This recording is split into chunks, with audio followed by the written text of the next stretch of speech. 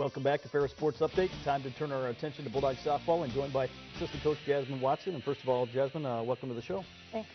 Bulldogs currently right in the middle of the spring season and off to a great start, 21-9 overall, 6-0 in the GLIAC. Just talk about here this early start and how successful it's been.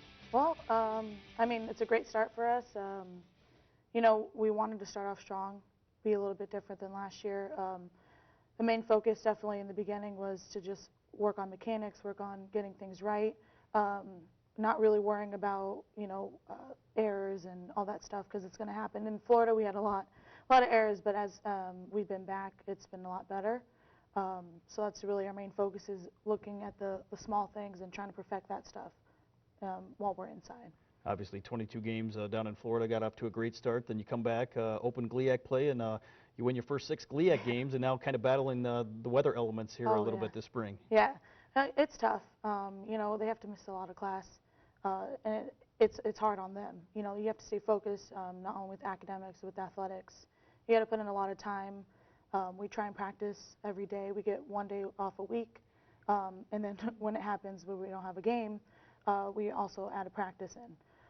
So it's a little bit harder, and I think it's weighing on them a little bit, but we're trying to get them focused and worrying about academics first, obviously, and then athletics. So we're trying to help them out in that aspect, let them go to class as much as they can, and it's a little bit harder. You know, we can't play, we haven't been on our field yet, it's not ready, so Wednesday's game is a little bit tougher. We're trying to get our field ready and go, and then we're making up Grand Valley's game that was on Sunday tomorrow.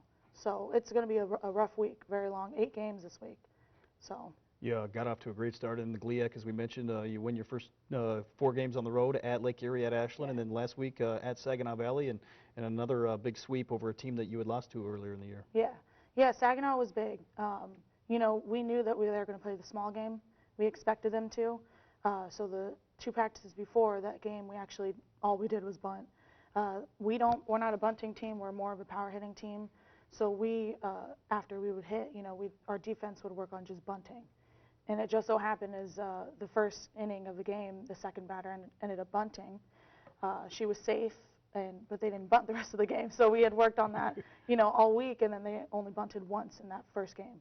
So I think they got kind of caught up in our game.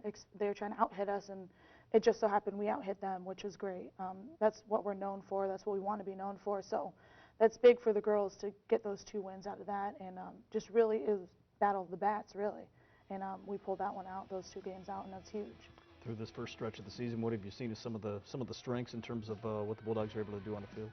On the field, you know, defensively we're really strong. We've got a really strong group in the infield, outfield, pitching staff. We're deep. We got 6 pitchers, which is good for us, especially this week. We have 8 games. Most teams don't have 6 pitchers, so that's a struggle for them to have to play, you know, 3 days in a row. So with us, we have depth in that. We have some people that can come off the bench, help us defensively, and you know, errors have gone down definitely, and that's what we're trying to focus on. We know that this year is going to be a learning process for them, and I think they're taking it very well. You mentioned the home opener this week against Lake Superior on Wednesday. 4 games this weekend at home. If weather permits, talk about playing at home. How excited your kids are to play here on their home field. Yeah, and you know, it's always great to play at home. You get the home crowd, you get the fans coming out. Hopefully the weather cooperates. Our field probably won't be ready, but we're looking at other options to play. Davenport, maybe a local high school. Hopefully we can get to that. It's going to be great. Hopefully we can get those 6 games in, because it's Saturday and Sunday as well. So we had to get our field ready this whole week.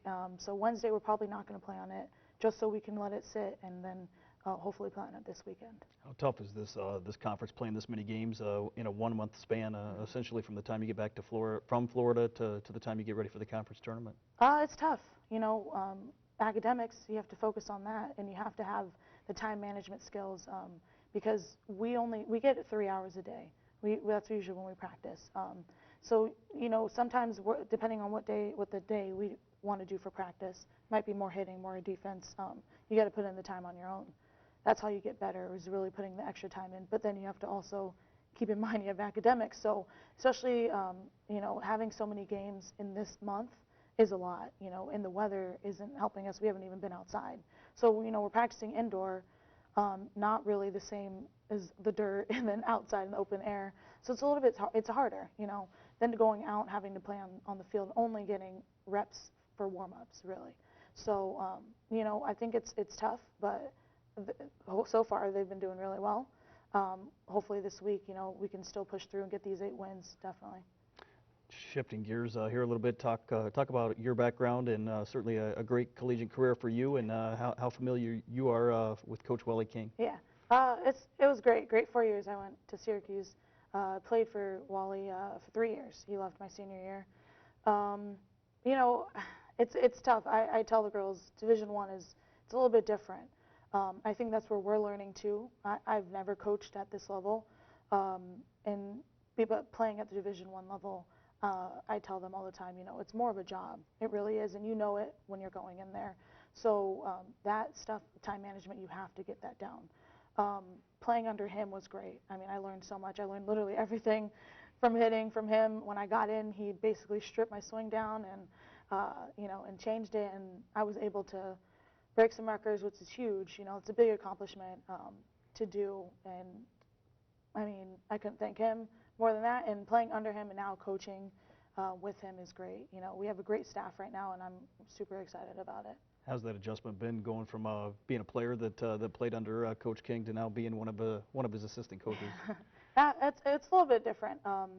You know, when you're coaching at that level at Division I, you expect a lot more out of your players. So he's a little bit different coaching style when he was at that level than here, and just from the past, we understand, you know, the past, and so what we wanted to do this year was just change it. And so I noticed that he changed a lot, and I told him that I remember the first week, totally different person, right? Just seeing him in that different element is great.